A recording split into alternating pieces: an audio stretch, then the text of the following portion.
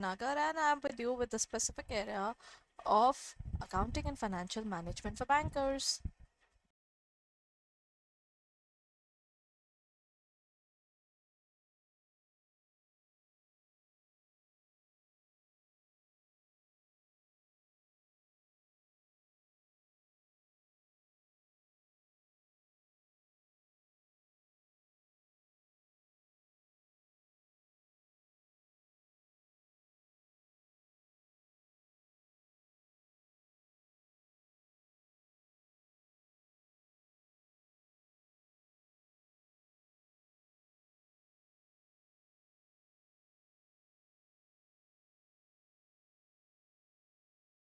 So let's begin with the session, everyone. What are we going to talk about today?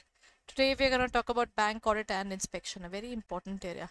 I think I recently covered it in my weekend classes as well. So if you had been following me in the paid classes as well, so this would be fresh enough for all the paid students, all the paid bankers, and then everybody who's absolutely new to my classes. I think this will help you out to know and understand how do we work in terms of the bank audit. But there are different types of bank audit, as you already know. There are not one type or two type, but there are multiple types of bank audit. So let's go through it. Everyone, what according to the Comptroller and Auditor General of India, also known as CAG, what is the primary role of an audit? Everyone,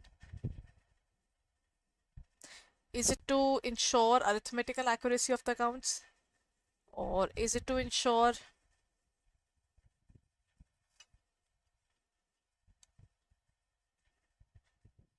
we would spend huge amount of money and we'll get a particular CA for us just to find out what the arithmetical accuracy? That sounds weird. To act as a safeguard against extravagance, carelessness, or fraud, or to prepare the financial statements, or to increase the profits of the company. What do you think is the answer, everyone?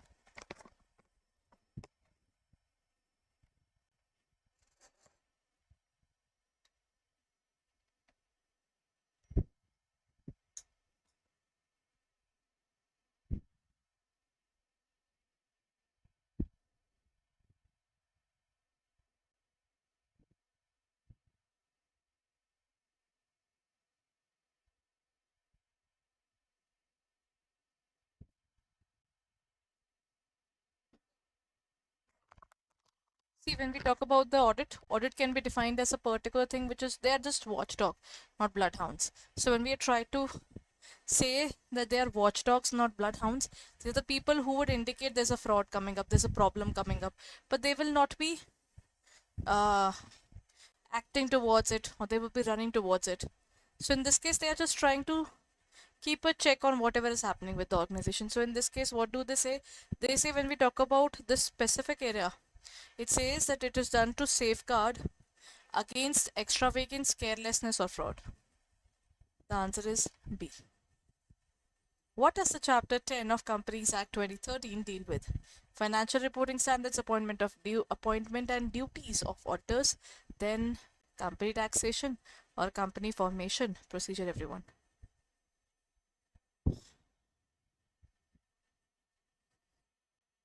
Everyone,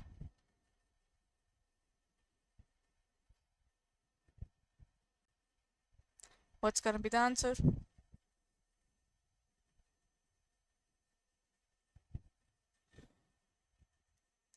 Chaliye, let's look at that specific point. When we talk about the Companies Act chapter number 10, it is related to the auditors. How do we appoint the auditors and what are the duties of the auditors? What technological advancement has significantly influenced modern auditing practices? Use of manual ledgers, introduction of computer-aided audit techniques, or paper-based record keeping, or traditional bookkeeping? Everyone, how do we define this?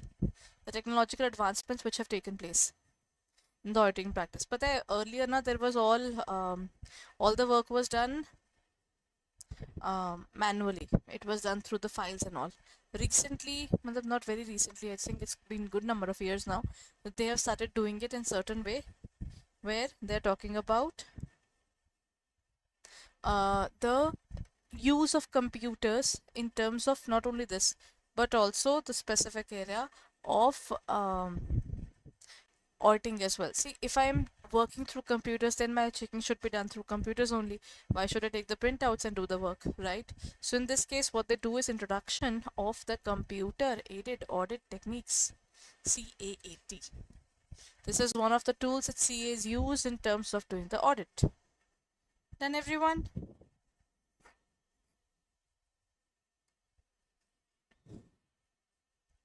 Chaliye ji, next question. What are the incidental objectives of auditing? Increasing company profits, detecting and preventing errors and frauds, preparing financial statements, or reducing audit cost. What are the incidental objectives? Incidental means additional objectives. That means it is not just to look at the to safeguard the assets and all, it is done something else as well. They don't increase the profits. They don't bring up something on the table that will increase the profits. They don't even reduce the cost. Why would someone say to cut down their audit fees as well? They don't prepare the financial statements, they are the checkers. This is also eliminated. So the answer is detecting and preventing errors and frauds. Done, everyone?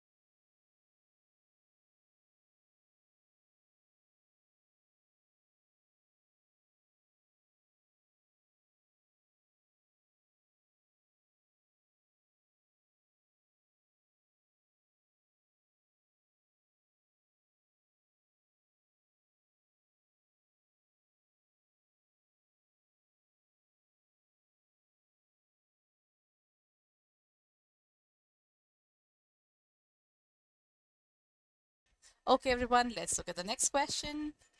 What are some inherent limitations of auditing? Inherent matlab, even if I try to remove the things, these things still exist. They're called inherent limitations of auditing. Inherent means even if you try to remove them away, they are still going to be there. That's why they're called inherent. Auditors works exercise on the basis of judgment, or auditors can express only an opinion. I told you they're just watchdog, not bloodhound. They're not going to do anything. है ना?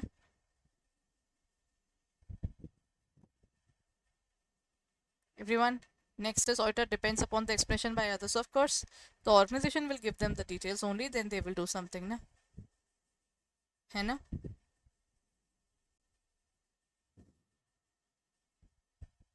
Then what's gonna be the answer?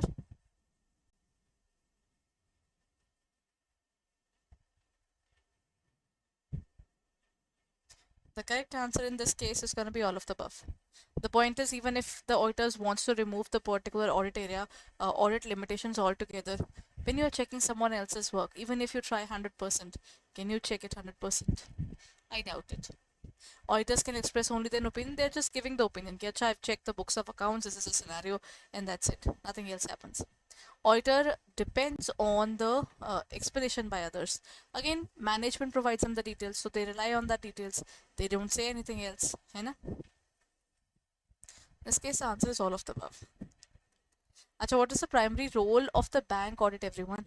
To increase the profits of the business, to ensure compliance with industry standards and regulatory norms, to reduce the number of branches, or to offer new banking products. Anchi, what's going to be the answer according to you?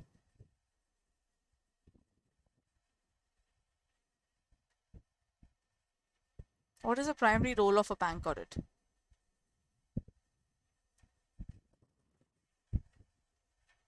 You don't try to reduce the branches. You don't really try to look forward to what's the profit, or even offer a new banking norm or something. In this case, you're doing just one thing. The banks have been asked to maintain it that way, so they're maintaining it that way. So that's it. Acha, why is the banking sector considered indispensable for socio-economic growth? See, banks are the providers in the organization. So obviously, when we are looking at all these things, things really change a lot. Um, if the banks are going good, the world is good. If the banks fail, then the world fails. This is one of the things that you must have seen in terms of Lehman and Brother in 2008. Banks are the reason that organizations are thriving. Not only organizations, but economy. Because it provides entertainment services, they don't. They don't provide travel. They don't provide fashion. What they do is they circulate the money in the markets. You know, so in this case, because it deals with large amount of public monies exposed to various risk. Then, what is the significance of internal control systems in the banks? Everyone, what's going to be the answer?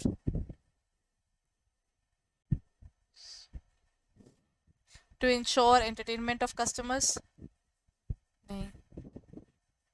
To ensure the conduct or of the businesses in compliance, to increase the number of... No, I think this question is also very easy. When we talk about internal control, means we are trying to check. If I said that everybody stop at red light, are you stopping at the red light?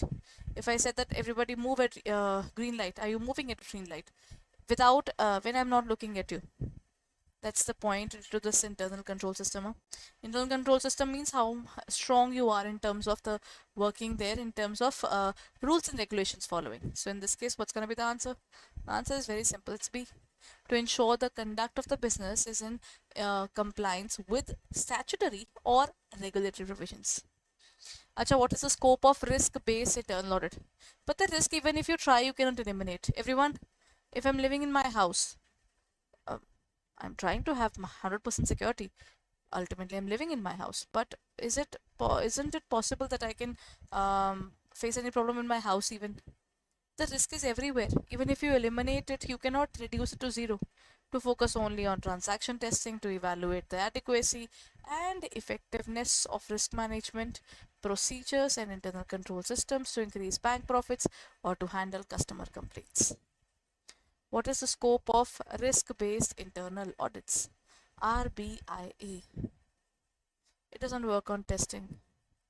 It doesn't work on any other thing. It works on effectiveness and adequacy. Are we adequate in terms of our working, or are we actually able to work on this area altogether or not?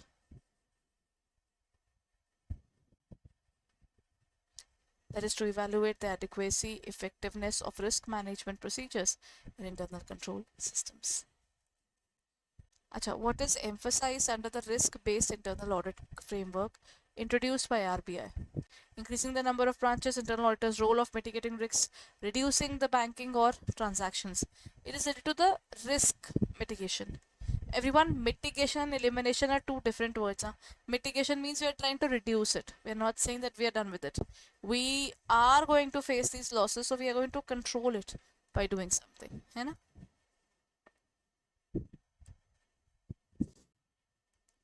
Done. Chaliye ji, let's move on to the next question then. The internal auditor role to mitigate the risk. What is the main objective of risk-based internal audit in the banks? To link internal auditing with the overall risk, or marketing, customer base, or reduce the audits. Actually, the number of audits cannot be reduced. These are required by statutory compliances. Even if I want to, I cannot do anything about it.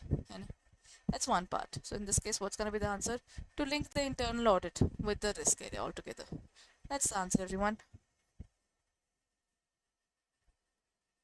Next. Oh, everyone, if you haven't downloaded the app, kindly hurry up and download the app. Our important questions are all available there for free. That means if you haven't taken up any of our courses, even then you can practice the questions. So please go ahead and download the app and get all the important question PDFs absolutely free. What you need to do is download the app, go onto the link, download the specific PDF, and you can view it in our app.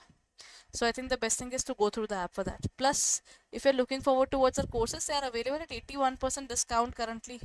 And for that, what you need to do is just download the app, and 1% extra discount is available to you. This 1% extra discount is super duper important.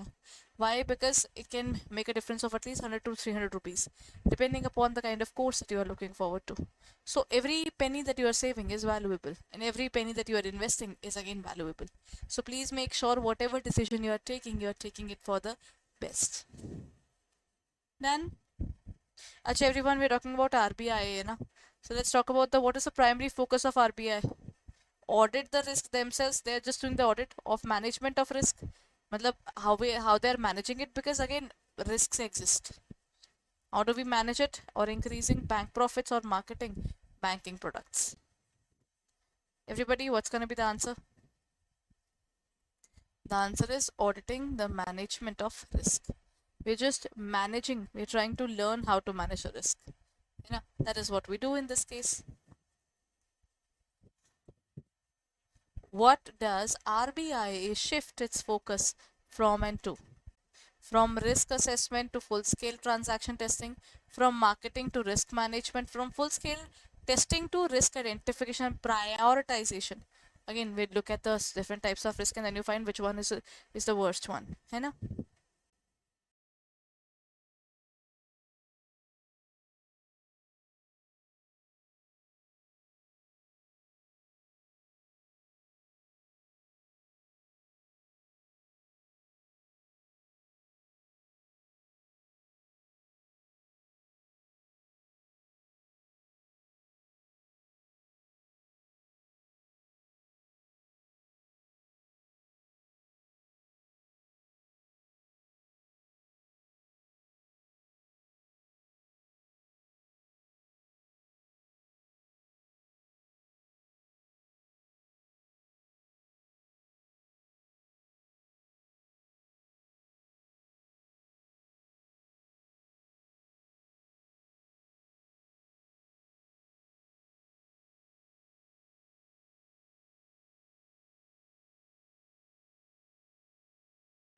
Done, everyone? They're trying to shift the focus now. So in this case, what's going to be the answer? What does RBIA shift its focus from and to? It focuses on full-scale transaction testing to risk identification. They want to identify the risk as well as prioritize it.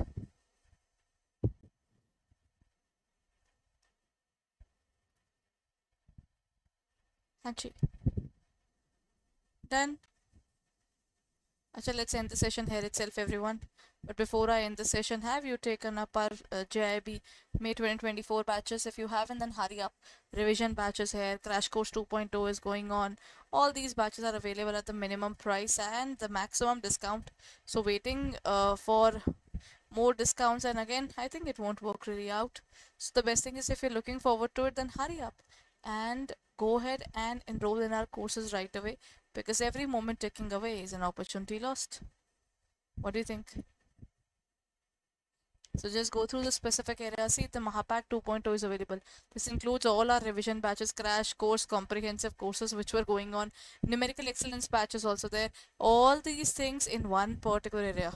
While each and every course costs around something amount, but if you take up the Mahapack, this includes English medium, bilingual, mini marathon, Maha marathon, test series, e-books and whatnot, for just 6,000 rupees, everyone, and rather 5,700 if you use the app, and you get 81% discount. So choose wisely and live well, everyone. Just find out the best course and go ahead and get the particular course right away when 81% discount and double validity is available. So hurry up and check it out now.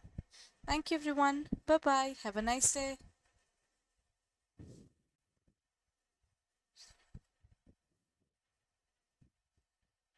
Thank you.